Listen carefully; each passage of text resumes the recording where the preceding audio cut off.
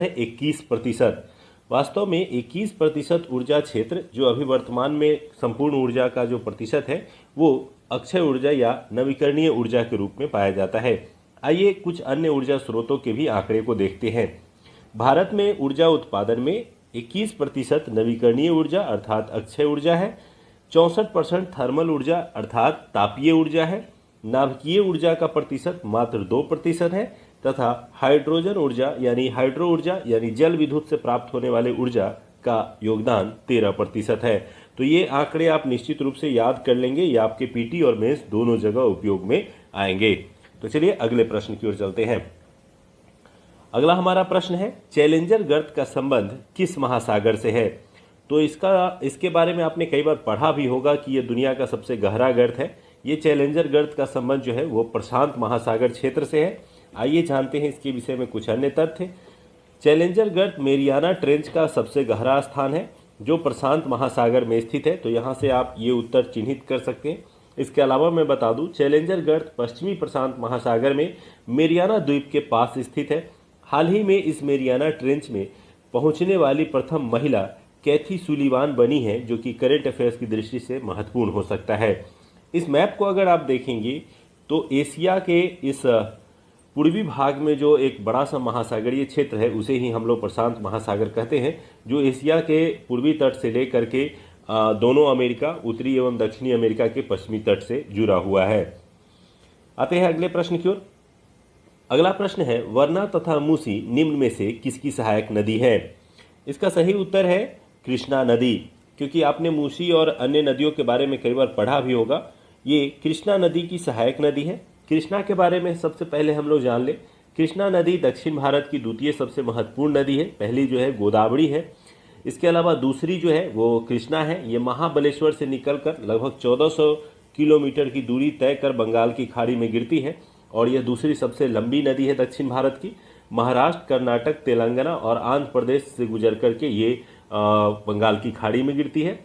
इसके अलावा मैं बता दूं कि कृष्णा नदी के सहायक नदियों में वरना, मूसी, कोयना, दूधगंगा आदि प्रमुख सहायक नदियां हैं और इसी मूसी नदी के किनारे हैदराबाद शहर बसा है, जो कि कई बार प्रश्न में आपसे पूछा गया है।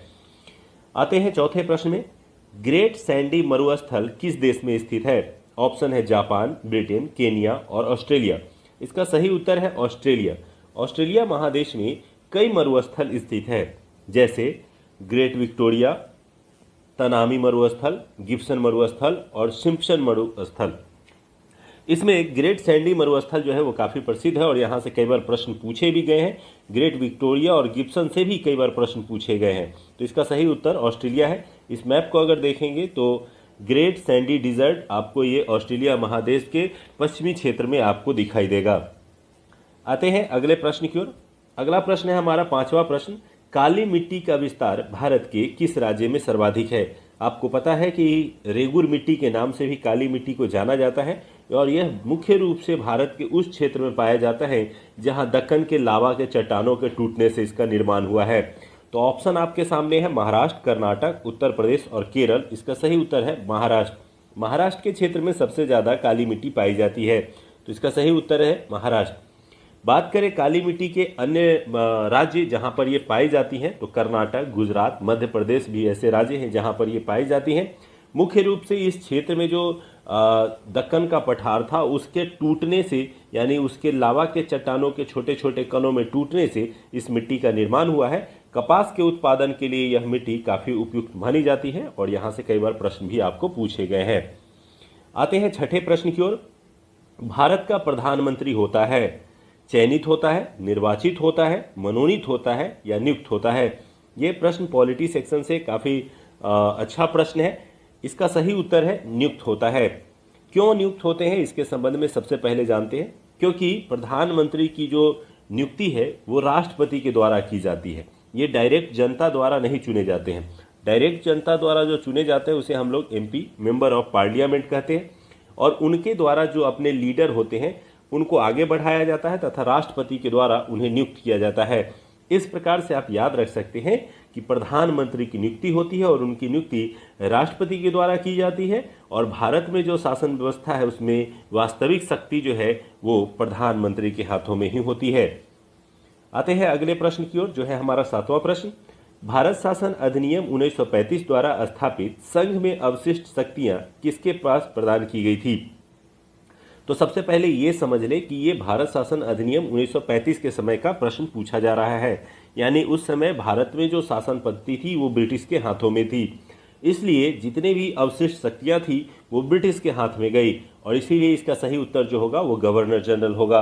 यानी जो अतिरिक्त शक्तियां जो बच गई थी वो गवर्नर जनरल के अधीन रही।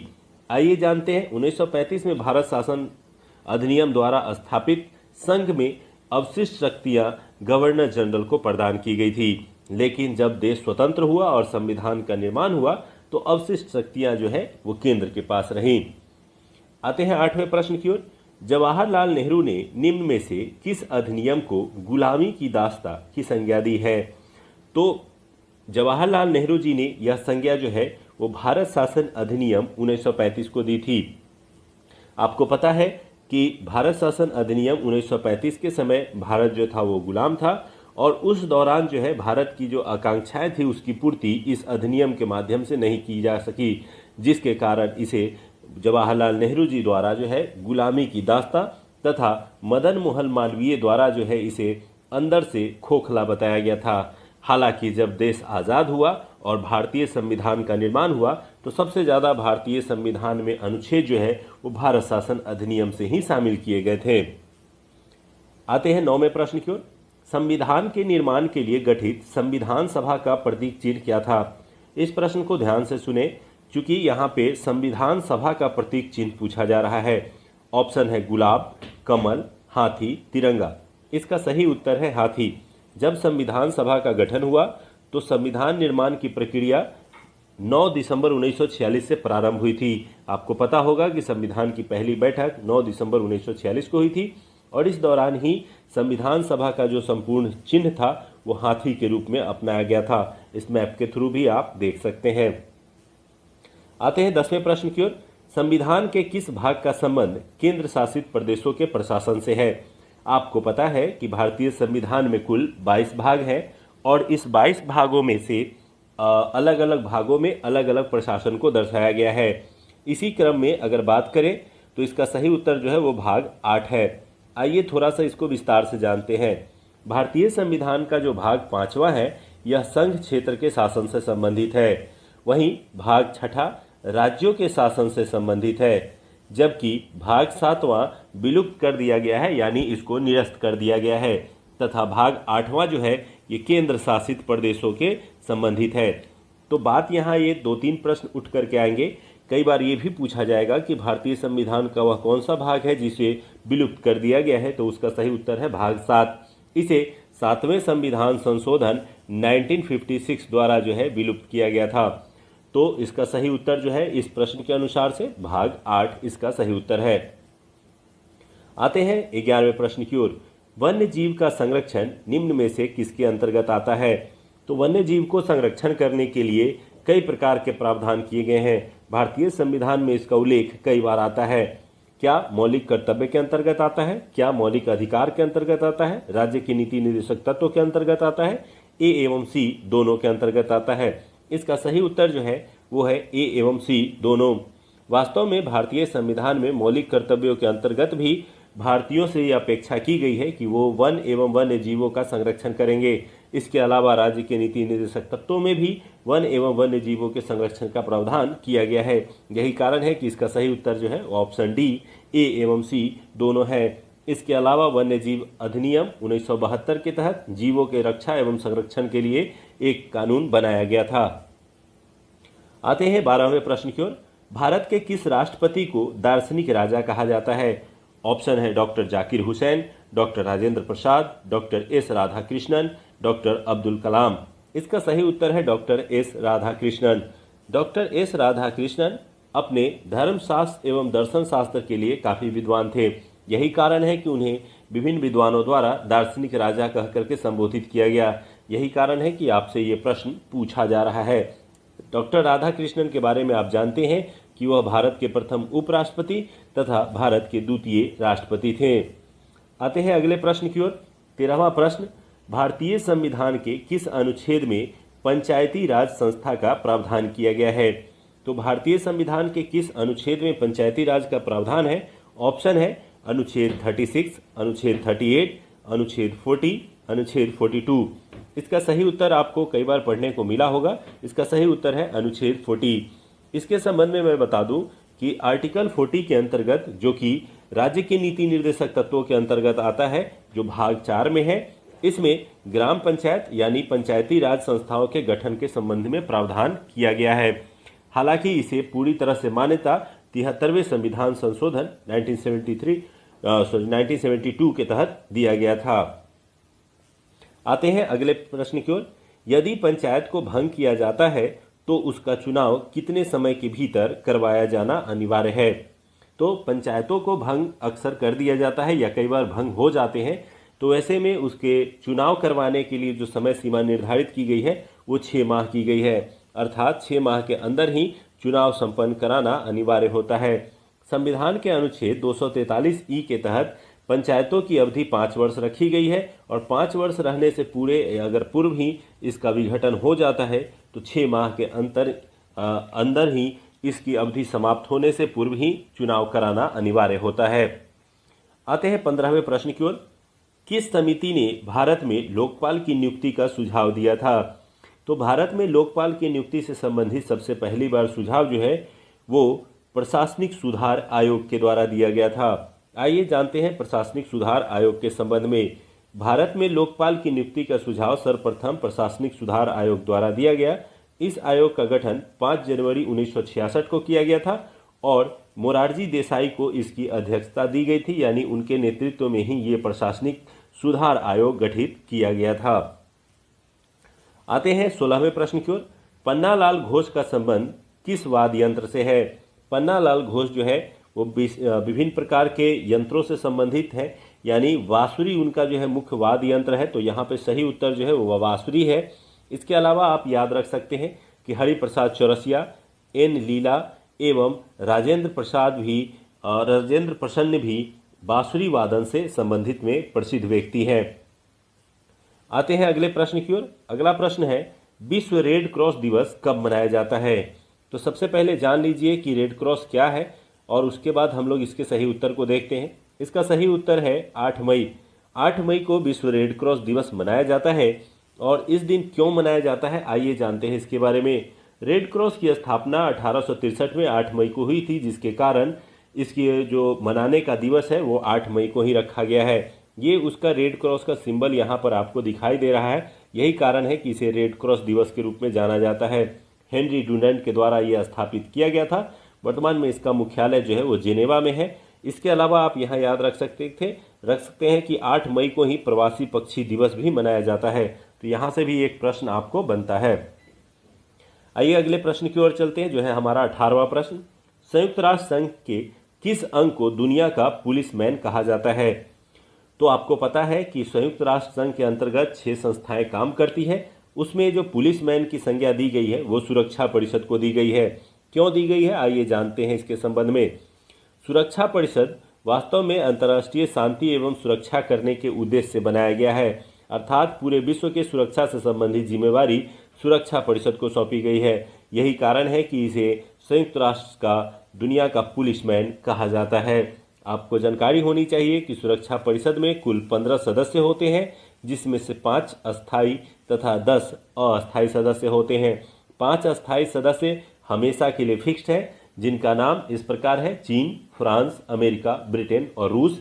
और 10 अस्थायी सदस्य केवल 2 वर्षों के लिए अल्टरनेट वर्षों में बनाया जाता है और इनका कार्यकाल मात्र 2 वर्षों का होता है। आते हैं अगले प्रश्न की ओर।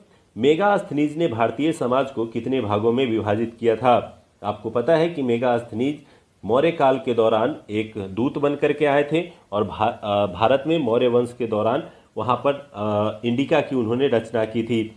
उन्होंने भारतीय समाज को विदेशी आंखों से देखा, जिसके कारण उन्होंने भारतीय समाज को कुल 7 वर्गों में विभाजित किया है, जबकि उससे पूर्व से हमारे भारतीय समाज को 4 वर्गों में विभाजित किया जाता रहा है, जिसमें ब्राह्मण, क्षत्रिय, वैश्य एवं शूद्र थे। जबकि मेगास्थनीज ने इंडिका के माध्यम से भारतीय समाज को 7 वर्गों में विभाजित किया है।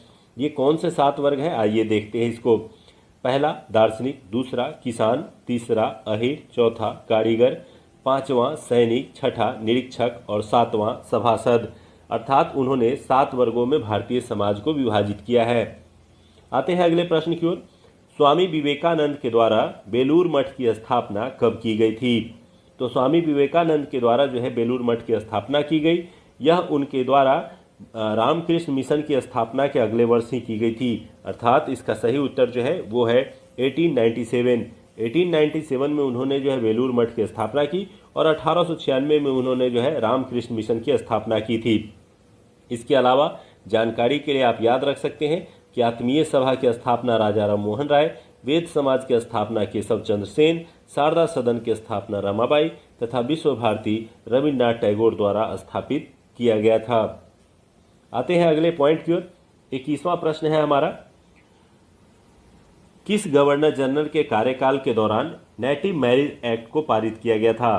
तो नेटिव मैरिज एक्ट जो है वो विवाह के लिए न्यूनतम आयु निर्धारित करने से संबंधित है और यह जो है लॉर्ड नॉर्थब्रुक के समय जो है पारित किया गया था। इस अधिनियम के तहत जो है 14 वर्ष जो है वो विवाह की आयु निर्धारित की गई थी, जिसे बाद में बढ़ाया गया था। और आप शारदा एक्ट भी जानते हैं और फिर स्वतंत्रता के बाद भी इसे 18 और 21 वर्ष के लिए जो है फिक्स कर दिया गया। नेटिव मैरिज एक्ट को जो है 1872 ईस्वी में पारित किया गया था और उस समय भारत के गवर्नर जनरल जो है लॉर्ड नॉर्थब्रुक थे। इसके अलावा भी कई गवर्नर जनरलों ने कुछ भारतीय समाज में सुधार के लिए अधिनियम लाए थे, जैसे शिशु वध पर प्रतिबंध संबंधी अधिनियम वेलेजली के समय, सती प्रथा पर प्रतिबंध विलियम बेंटिक के समय, शारदा एक्ट जो है वो लॉर्ड इरविन के समय, दास प्रथा पर प्रतिबंध एलन बरो के समय लाया गया था। आते हैं अगले प्रश्न की ओर। मैं एक क्रांतिकारी के रूप में कार्य करता हूँ, यह कथन किससे संबंधित है? तो वास्तव में यह जो कथन है वो भारतीय प्रधानमंत्री जवाहरलाल नेहरू जी से संबंधित है। जवाहरलाल नेहरू ने कहा था कि मैं एक क्रांतिकारी के रूप में कार्य करता हूं। जवाहरलाल नेहरू भारत के प्रथम प्रधानमंत्री थे तथा उन्हें 3 बार जो है कांग्रेस के अधिवेशन की अध्यक्षता करने का भी अवसर मिला, 1929, 1936, 1937। 1929 जो है वो काफ़ी प्रचलित है, आप जानते भी होंगे इसके संबंध में। जवाहरलाल नेहरू समाजवाद के एक प्रखर समर्थक थे और कई बार ये प्रश्न भी आता है कि मैं समाजवादी हूँ, ये किसने कहा है? तो ये भी प्रश्न जो है वो जवाहरलाल नेहरू जी से संबंधित है। आते हैं 23वें प्रश्न की ओर। विजयनगर साम्राज्य पर शासन करने वाले शासकों का क्रम बताइए। आपको पता है कि दक्षिण भारत में एक साम्राज्य विकसित हुआ था मध्यकालीन भारतीय इतिहास के समय, जो विजयनगर साम्राज्य के नाम से जाना जाता है। यहाँ पर 4 वंश आए थे, क्रमशः संगम, सल्लू, तलु और अराविडू। आइए देखते हैं इसका सही क्रम। तो इसका सही क्रम आपको पुनः देख ले, संगम, सल्लू, तलु और अराविडू। इसके संबंध में आप जानते हैं कि 1336 में हरिहर एवं बुक्का नामक 2 भाइयों ने एक साम्राज्य की स्थापना की, जिसे संगम वंश, तथा इस पूरे साम्राज्य को विजयनगर साम्राज्य के नाम से जाना जाता है। इस पूरे दक्षिण भारत के साम्राज्य के दौरान तुलु वंश के शासक कृष्णदेव राय को सबसे प्रसिद्धि मिली और सबसे प्रमुख शासक के रूप में उन्हें ही जाना जाता है। चलिए आगे बढ़ते हैं 24वें प्रश्न की ओर। निम्नलिखित में से किस मुगल शासक ने हिंदू मंदिरों को तोड़ने का आदेश दिया था? तो भारत में बने हिंदू मंदिरों को तोड़ने के लिए आदेश जो है वो मुगल शासक औरंगजेब के द्वारा दिया गया था। मुगल शासक औरंगजेब ने सर्वप्रथम हिंदू मंदिरों को तोड़ने का आदेश दिया। यह आदेश जो है उन्होंने 1669 में, यहाँ थोड़ा सा चेंज कर लेंगे, 1669 में दिया था। इसके संबंध में अलग अलग बुक में अलग अलग डेट दिए गए हैं, तो थोड़ा सा कन्फ्यूजन होता है, लेकिन इसे ठीक कर लेंगे। औरंगजेब को जिंदा पीर भी कहा जाता था और उसके समय में सूबों की संख्या सबसे अधिक थी, जो कि कई बार प्रश्न में पूछा गया है। हालांकि औरंगजेब पर एक फुल चैप्टर मेरा वीडियो अपलोड है, उसे भी आप देख सकते हैं, काफ़ी कुछ सीखने को मिलेगा। आते हैं अगले प्रश्न की ओर।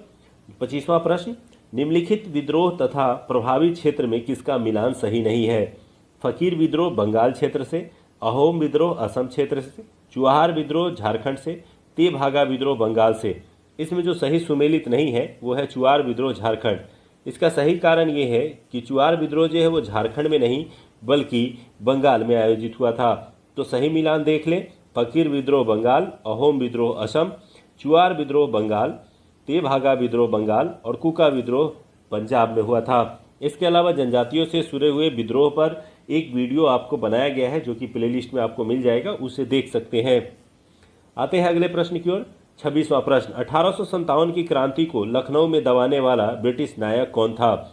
आपको पता है कि भारत में 1857 की क्रांति को प्रथम स्वतंत्रता संग्राम के रूप में जाना जाता है और विभिन्न क्षेत्रों में विभिन्न नेताओं द्वारा क्रांति को आगे बढ़ाने का प्रयास किया गया, लेकिन यह पूर्णतः सफल नहीं हुआ और इसे परिणाम स्वरूप दबा दिया गया था। इस क्रम में लखनऊ में जो है बेगम हजरत महल ने क्रांति को लौ दी थी, लेकिन कैंपबेल के द्वारा जो है लखनऊ में विद्रोह को दबाया गया था। आइए इसके विषय में थोड़ा सा और जान लेते हैं। 10 मई 1857 को मेरठ से इस क्रांति की शुरुआत हुई थी। लखनऊ में इसका नेतृत्व बेगम हजरत महल के द्वारा किया गया, जबकि विद्रोह को लखनऊ में दबाने वाले अंग्रेजी नायक कैंपबेल थे। इसके अलावा आप जानते हैं झांसी की रानी, वीर कुंवर सिंह, तात्या टोपे आदि इस आंदोलन से जुड़े हुए प्रमुख नाम हैं। आते हैं अगले प्रश्न की ओर। किस सिख धर्म गुरु ने गुरुमुखी लिपि का आरंभ किया था? आपको पता है कि गुरुमुखी लिपि जो है वो सिख धर्म से संबंधित एक प्रमुख लिपि है, जिसमें वो ग्रंथों को लिखा गया है। इसकी जो लेखनी की जो शुरुआत की थी वो गुरु अंगद देव के द्वारा की गई थी। तो यहाँ पर आप याद रख सकते हैं, गुरु अंगद देव जो थे वो सिखों के दूसरे गुरु थे। इनका कार्यकाल 1539 से 1552 था। गुरुमुखी लिपि को आरंभ करने वाले गुरु अंगद देव सिख धर्म में प्रथम गुरु नानक देव थे और उनकी जीवनी भी गुरु अंगद देव ने ही लिखी थी। तो यहाँ से इस प्रश्न का सही उत्तर आप आसानी से चुन सकते हैं। ये गुरु अंगद देव की तस्वीर भी आपको सामने दिखाई दे रही है। आते हैं 28वें प्रश्न की ओर। गांधी इरविन पैक्ट कब हुआ था? आपको पता है कि 1931 ईस्वी में गांधी इरविन समझौता हुआ था।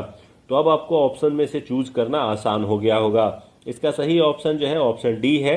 गांधी इरविन समझौता जो है वो 5 मार्च 1931 को हुआ था। क्या है ये गांधी इरविन समझौता? तो गांधी और इरविन के बीच 5 मार्च 1931 को हुआ एक समझौता, जिसे गांधी इरविन पैक्ट का नाम से या गांधी इरविन समझौते के नाम से जाना जाता है। गांधी जी ने इसके बाद सविनय अवज्ञा आंदोलन को स्थगित कर दिया था। इसके साथ ही गांधी जी ने कुछ मांगे भी रखी थी, जैसे दांडी मार्च के दौरान राजनीतिक बंदी जो बनाए गए थे उनको छोड़ दिया जाए, भारतीयों को फिर से नमक बनाने का हक दिया जाए, आंदोलन के दौरान जो है जो लोग त्यागपत्र दिए थे उनको फिर से नौकरी में बहाल कर ली जाए और आंदोलन के दौरान जब्त संपत्ति को लौटा दिया जाए। यानी गांधी जी ने कई मांगे रखी, उसको स्वीकार किया गया, जिसके कारण जो है इसे स्थगित कर दिया गया। हालांकि बाद में फिर जो है अंग्रेज इससे पलट जाते हैं और पुनः सविनय अवज्ञा आंदोलन शुरू हो जाता है। आते हैं 29वें प्रश्न की ओर। यूएनडीपी ने अपनी पहली मानव विकास रिपोर्ट किस वर्ष प्रकाशित की थी? तो यूनाइटेड नेशन डेवलपमेंट प्रोग्राम के द्वारा पहली बार मानव विकास रिपोर्ट जो है वो 1990 में जारी की गई थी। हाल ही में इसका 30 वर्ष कंप्लीट हुआ है, जिसके कारण ये चर्चा का विषय बना है। आप इसे निश्चित रूप से याद रखें। संयुक्त राष्ट्र विकास कार्यक्रम ने 1990 में अपनी पहली मानव विकास रिपोर्ट जारी की। मानव विकास सूचकांक जो है उसके तहत जो है किसी देश के मानव की विकास संबंधी आंकड़ों को जो है परिलक्षित किया जाता है। इस सूचकांक का जो है सबसे पहले नेतृत्व जो है महबूब उल हक और इंगे कॉल ने किया था। अभी हाल ही में रिसेंटली इसके 30 वर्ष पूरे होने के कारण ये चर्चा में है। आते हैं 30वें प्रश्न की ओर। दी थर्ड पिलर पुस्तक के लेखक कौन है? हाल ही में ये पुस्तक चर्चित रही है, द थर्ड पिलर, और इसके लेखक जो है वो काफ़ी चर्चित है, जिसके कारण ये प्रश्न आपसे पूछा जा सकता है। इसका सही उत्तर है रघुराम जी राजन। तो आरबीआई के पूर्व गवर्नर रघुराम जी राजन द्वारा जो है द थर्ड पिलर ये पुस्तक लिखी गई है। ये पुस्तक की फोटो यहाँ पे आपको दिखाई दे रही है, आप इसको देख सकते हैं। आते हैं 31 प्रश्न की ओर। आल्प्स पर्वत के विस्तृत क्षेत्र से संबंधित देश कौन है? तो आपको सबसे पहले जानकारी होनी चाहिए कि आल्प्स पर्वत जो है वो यूरोप की सबसे बड़ी पर्वतमाला है।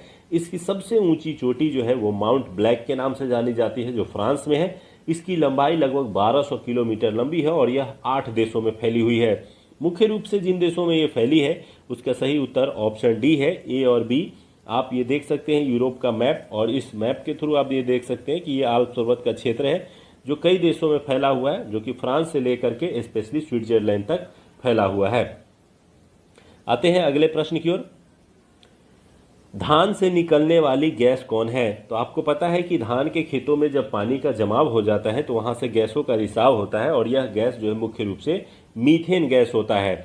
इसके संबंध में आपको कई बार ये प्रश्न पूछे जाते हैं, तो इसे जरूर याद रखें कि धान के खेतों में जब पानी का जमाव होता है तो धान की पौधों का और पानी से जो सड़न होती है उसके कारण जो है मीथेन गैस का रिसाव होता है। तो ये आपको याद रखें। इसके अलावा खेत से नाइट्रस ऑक्साइड, मीथेन और कार्बन डाइऑक्साइड गैसें भी रिलीज होती हैं। ये पूरा का पूरा फिगर आपको यहाँ पर दिखाई दे रहा है।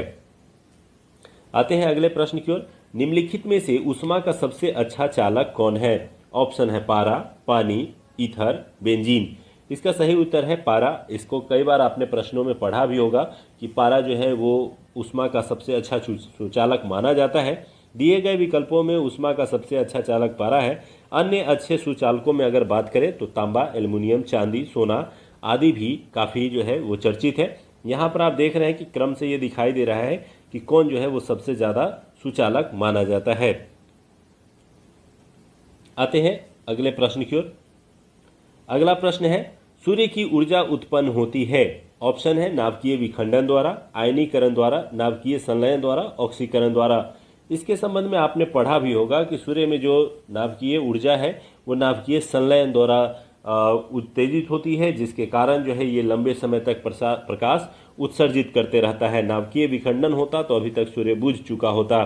तो नाभिकीय संलयन सूर्य एवं तारों के ऊर्जा का स्रोत है। सूर्य का अधिकांश भाग जो है वो हाइड्रोजन तथा हीलियम से बना है। इसमें सबसे प्रमुख जो है वो हाइड्रोजन और हीलियम है। हाइड्रोजन टूटकर हीलियम में बदलते हैं और इसी क्रम में नाभिकीय संलयन की प्रक्रिया निरंतर चलती रहती है, जो प्रकाश और ऊर्जा के स्रोत का माध्यम बनता है। आते हैं 35वें प्रश्न की ओर।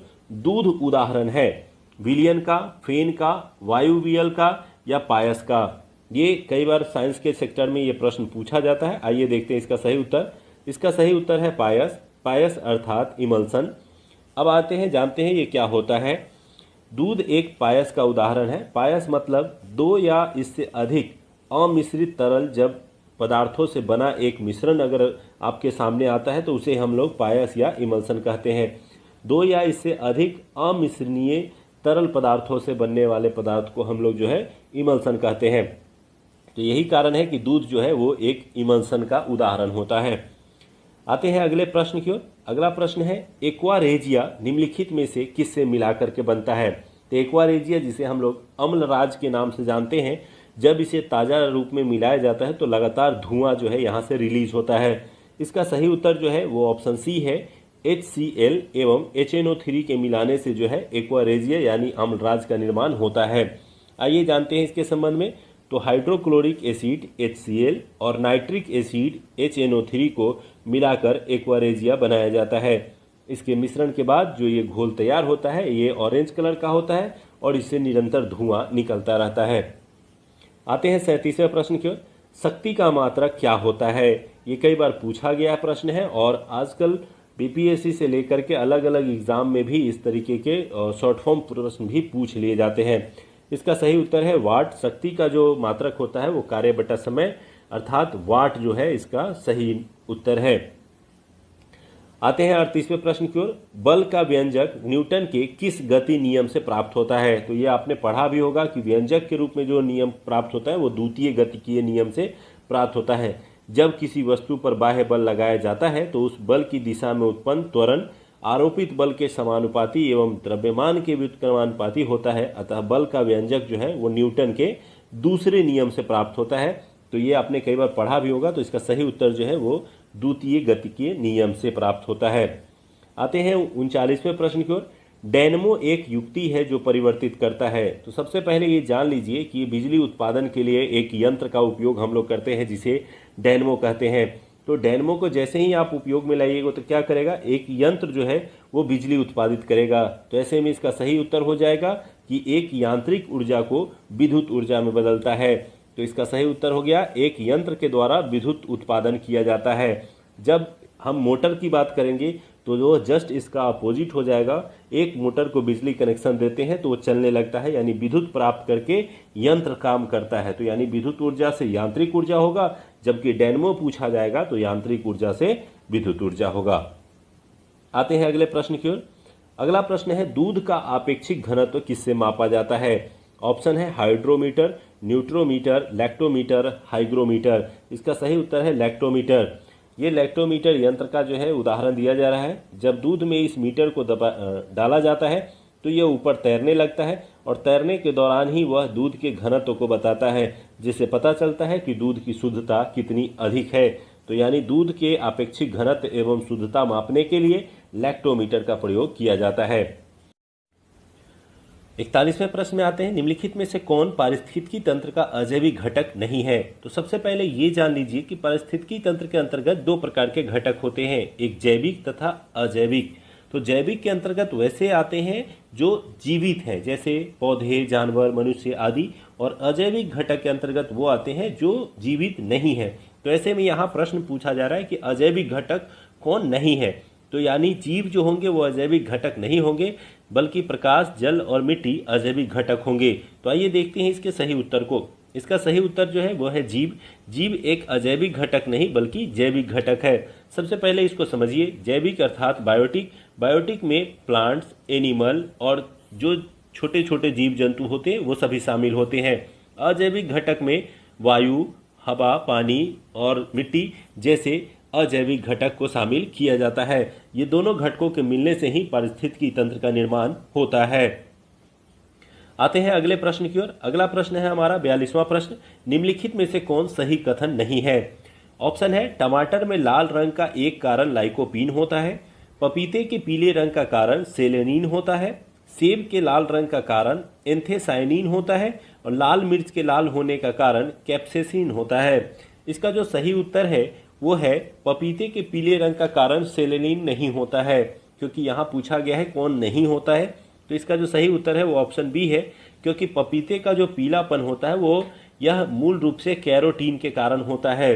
पपीते का वनस्पतीय नाम कैरिका पपाया होता है और इसमें विटामिन ए की प्रचुर मात्रा होती है, जिसके कारण इसे विटामिन ए का एक बहुत अच्छा स्रोत माना जाता है।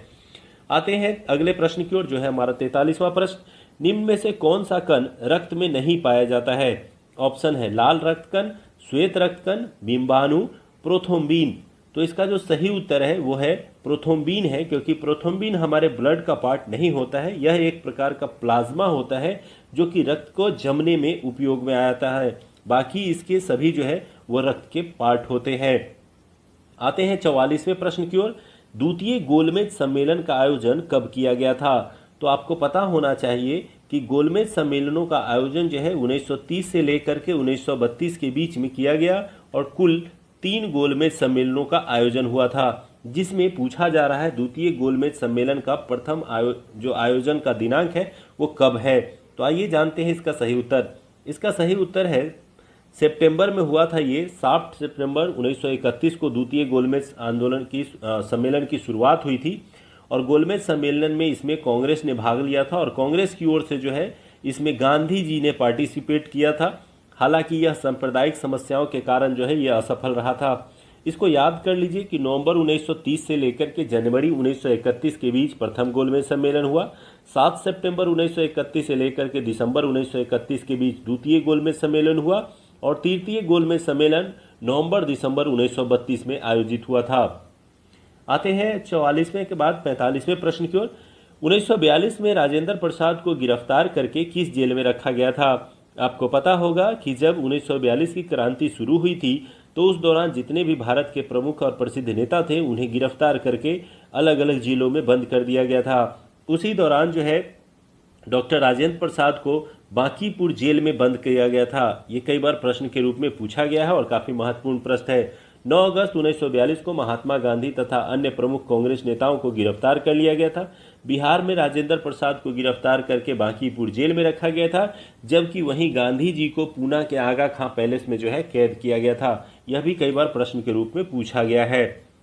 आते हैं 46वें प्रश्न की ओर। व्यक्तिगत सत्याग्रह में प्रथम सत्याग्रही किसे चुना गया था?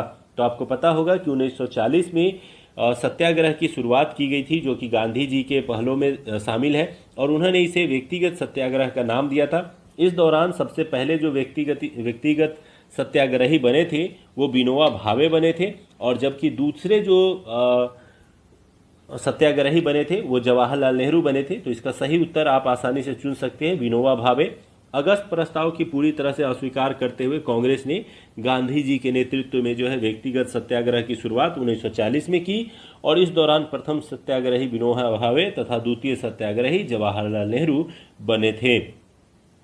आते हैं अगले पॉइंट की ओर।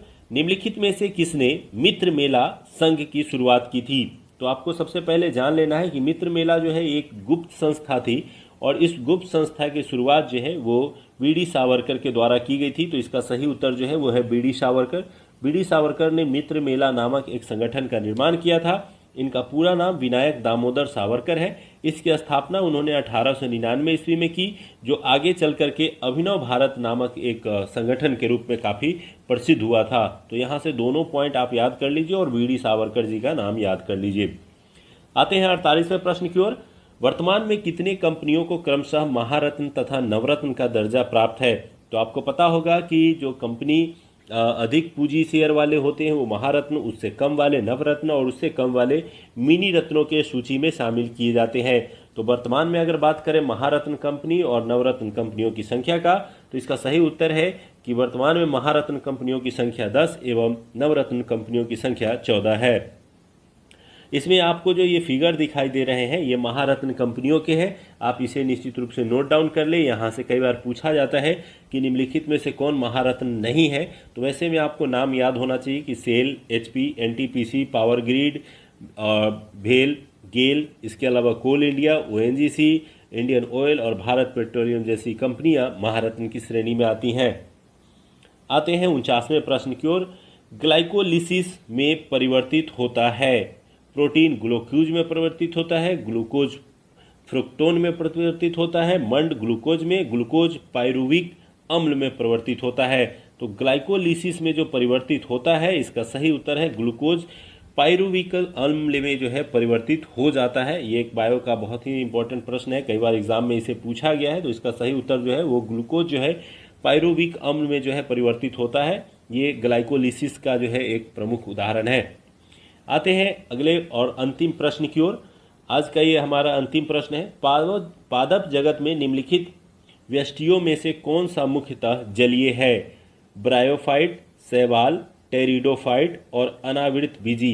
ये कौन से ऐसे पादप है जो जल में मुख्य रूप से पाए जाते हैं? इसका सही उत्तर है शैवाल। शैवाल मुख्यतः जलीय क्षेत्रों में ही पाए जाते हैं। ये ग्रीन ग्रीन जो घास आप देखते हैं पानी पर, ये वास्तव में शैवाल होते हैं और एक प्रकार का जो है ये पादप होते हैं। तो पादप जगत में शैवाल जलीय पादप के रूप में जाना जाता है। यह मुख्यतः एक कोशीय होते हैं, लेकिन कभी कभी ये एक कोशीय से अधिक भी होते हैं। शैवाल अपने भोजन को जो है स्टार्च के रूप में संचयित करता है और इस तरह से इस प्रश्न का जो सही उत्तर है वो है शैवाल। अब ये कैसा लगा आपको सीरीज, ये जरूर बताइएगा। उम्मीद करते हैं कि ये सीरीज आपको पसंद आया होगा। तो कमेंट जरूर कीजिएगा कि ताकि हम इस सीरीज़ को आगे बढ़ा सकें। और अगर आप लोगों को अच्छा लगा तो कमेंट, लाइक, शेयर जरूर करें ताकि हमें पता चल सके कि आपको अच्छा लगा है और इस सीरीज़ को हम कंटिन्यू रख सके। तो चलिए दोस्तों, मिलते हैं अगले वीडियो में। धन्यवाद इस वीडियो को पूरा देखने के लिए। Thank you.